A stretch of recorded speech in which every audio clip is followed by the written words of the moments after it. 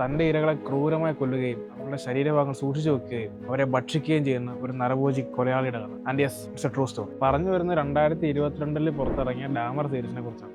നെറ്റ്ഫ്ലിക്സിലാണ് ഈ സീരീസ് വന്നേക്കുന്നത്. 1978 മുതൽ 91 വരെ ഏകദേശം 17 പേരെ കൊന്നു നിന്ന ഒരു കൊലയാളിയുടെ കഥയാണ്, ഒരു സീരിയൽ കില്ലറിന്റെ കഥ. നമ്മൾ ഈ സീരീസ് കണ്ടു കഴിയുമ്പോൾ നമ്മളൊരു ചോദ്യം ചോദിക്കും, ശരിക്കും ഇയാൾ തന്നെയായിരുന്നു കൊലയാളി? ശരിക്കും ഇയാൾ തന്നെയാണോ കൾപ്രിറ്റ്? കാരണം അയാൾ ഇരയാക്കിയത് മുഴുവൻ അമേരിക്കയിലെ കറുത്ത വംശജരെയും അവഗണിക്കപ്പെടുന്ന മനുഷ്യരെയും ഗേ ബൈസെക്ഷൽ സമൂഹത്തിൽപ്പെടുന്നവരെ, ഇവരെയൊക്കെ കൊന്നാൽ ആരാണ് ചോദിക്കാൻ വരിക എന്നതായിരുന്നു അയാളുടെ വിശ്വാസം. പക്ഷെ ഒരേ സമയം ഇരകളുടെ വിശ്വാസം മുതലെടുത്തുകൊണ്ടും അതേസമയം സിസ്റ്റം അവരെ അവഗണിച്ചുകൊണ്ടും മാത്രമാണ് 17 പേരെ കൊല്ലാൻ ഈ കൊലയാളിക്ക് പറ്റിയത്. ആൻഡ് നമ്മൾ സീരീസ് കണ്ടു കഴിയുമ്പോൾ നമ്മൾ ആലോചിക്കും, ശരിക്കും ഡാമർ തന്നെയായിരുന്നു കൊലയാളി? കൊന്നത് ഡാമർ ആണെങ്കിൽ കൊല്ലിച്ച സിസ്റ്റം തന്നെയല്ലേ? ആ ചോദ്യമായിരിക്കാം ഈ സീരീസ് കണ്ടു കഴിയുമ്പോൾ നമ്മളുണ്ടാവുക. നമ്മളൊന്നും അധികാരം ചിന്തിക്കാത്ത, നമ്മളൊക്കെ ദ ഗ്രേറ്റ് അമേരിക്കൻ ഡ്രീം എന്ന് കാണുന്ന ആ ഒരു അമേരിക്കയുടെ കറുത്ത വശങ്ങൾ നന്നായിട്ട് തന്നെ ഡാമർ എന്ന സീരീസിൽ പറയുന്നുണ്ട്. ശരിക്കും ഇത് ഡാമറിനെ കുറിച്ചല്ല, അമേരിക്കയെ കുറിച്ചാണ്. It's A must watch show.